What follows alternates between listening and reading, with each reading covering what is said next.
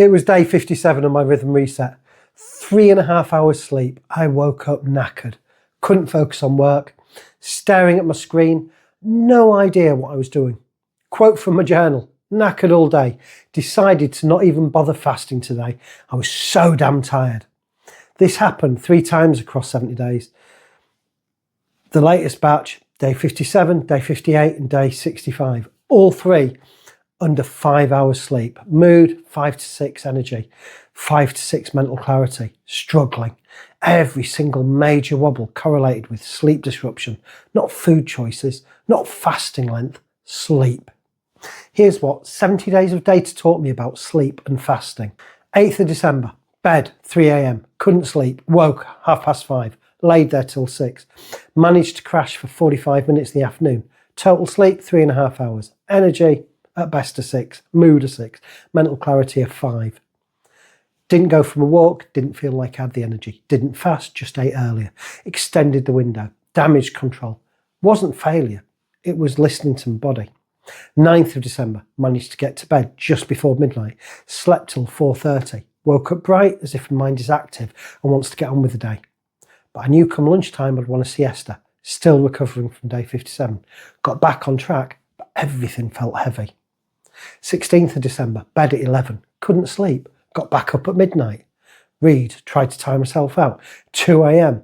before I felt sleepy. Back awake just before 6:30. 4 hours. Running a 44-hour fast, 4 hours sleep. My actual notes, oh my God, one more night of crap sleep and my head's in the bin. Mood at best a 5. Just melancholy all day. Energy's a 6. Did 8,000 steps, but felt every one today. Mental clarity held it together, but I am glad I worked for myself and had the option to not be client facing. Today, I hated fasting. I pushed through that fast, but I shouldn't have. Sleep debt plus extending fasting equals guaranteed crash. So I wanted to understand what actually happened. And I found Matthew Walker's research, Why We Sleep. He's a sleep scientist at Berkeley, and what he'd found explains a great deal of things. Sleep debt deregulates hunger hormones. Ghrelin is a hunger hormone, it tells you to eat. Leptin is a satiety hormone, it tells you to stop. Under 5 hours sleep, ghrelin up by 15%, leptin down by 15%. That's a 30% swing in hunger regulation from one bad night. Your fuel gauge doesn't read accurately anymore. You're hungry even when you've eaten enough. You never feel full even when you are. Think of your body like your mobile. Full charge, 8 hours sleep, you're at work by 8 o'clock, phone lasts till midnight, no worries. Running on 30% battery, 6 hours sleep, phone's dead by 3 p.m, you're sat in Pret at lunchtime asking the barista, can I borrow your charger for 10 minutes? Every app seems to drain the battery faster, screen dims, you're eating more, constantly plugging it in, trying to compensate for the power drain. But food's not electricity. It doesn't recharge a flat battery. The problem isn't the apps, your workload, your stress, your life. The problem is the battery.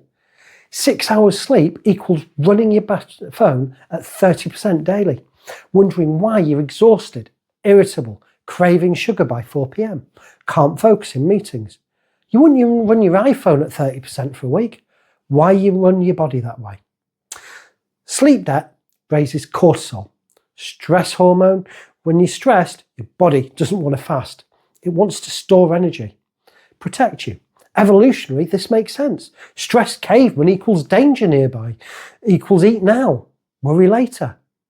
Your body doesn't know the difference between running from a lion and getting 3.5 hours sleep. Both trigger the same response, eat, store, survive. Here's what 70 days of tracking showed me. Good sleep, 7 hours plus. My mood's normally an 8, energy's a good 8, mental clarity, an 8, pretty much every time, or higher sometimes. Poor sleep, less than 5 hours.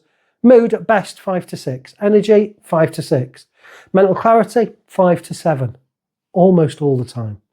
7+ hours, fasting feels easy.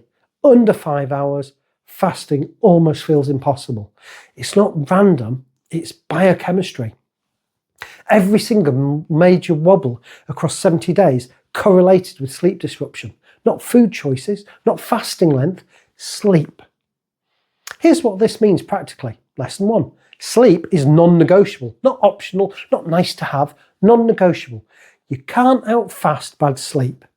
You can't out-discipline sleep debt. If you're getting under 5 hours, fasting will feel brutal. Not because fasting doesn't work, because your hormones are deregulated. Lesson 2. Extended fasts require good sleep. Short fast, 16 to 20 hours, can handle with a decent sleep, 6 hours plus.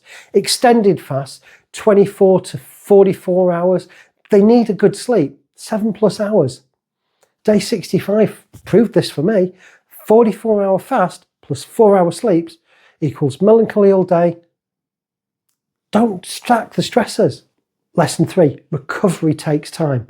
1 bad night affects the next day. 2 bad nights affects the next 2 to 3 days. Day 57, 3.5 hours. Day 58, 4.5 hours, still recovering. Day 59, 7 hours, back on track. Takes 1 to 2 nights of good sleep to recover. Lesson 4, recognise the pattern early. Signs you're sleep deprived: hungry all day, despite eating enough, mood flat or irritable, mental fog, can't focus, can't hold thoughts. Everything feels like effort. If you've seen these signs, don't fast that day. Extend your eating window, eat earlier, prioritise sleep tonight. Day 57, I didn't fast, just ate earlier, focused on getting proper sleep that night. That wasn't failure, that was listening to my body before sleep debt happens. Step 1, protect your sleep windows. 7 to 8 hours in bed, non-negotiable really. 11:30 to 8 a.m, that's my ideal. Give yourself an hour either way, but that's the target. Step 2, build sleep hygiene. Try no screens 30 to 60 minutes before bed. Same bedtime every night, cool, dark room, no caffeine after, say, 2 o'clock in the afternoon. These really shouldn't be optional extras. The prerequisites for successful fasting. Step 3, don't stack stressors. Bad sleep plus extended just equals a crash. If you slept poorly, shorten your fast or skip it entirely. Step 4, extend your eating window. Instead of 4 hours, give yourself 6 or 8. Room to eat earlier if needed. Step 5, focus on recovery. Get to bed early. Priority 1, sleep tonight. Priority 2 is anything else. Step 6, track it. I track my sleep duration and quality every day for 70 days. That data showed me the pattern. Under 5 hours equals a crash every time. Once you see the pattern, you can plan around it. All my crashes were under 5 hours sleep. It's not coincidence. It's in the data. Sleep is more important than fasting. If you have to choose between completing your fast on 4 hours sleep, breaking your fast early and getting 8 hours sleep, choose sleep every time. Because fasting on good sleep is relatively easy. Fasting on sleep debt is suffering, and suffering isn't sustainable. I still lost a stone over 70 days, even with some pretty bad sleep nights over that period, because I didn't force the fast when my body was compromised. I listened more often than not. I adjusted. I prioritised recovery. That's what helps to make this pattern sustainable. Quick reminder, this is what happened to me across 70 days. Your sleep needs might be different. This is educational content. It's not medical advice. Speak to your GP before changing your fasting patterns, or if you have ongoing sleep issues. And remember, it's your body, it's your sleep, it is your decision. Next up in this series, today I hated fasting. Why honesty matters more than highlight reels. Day 65, the hardest day. I'll see you there.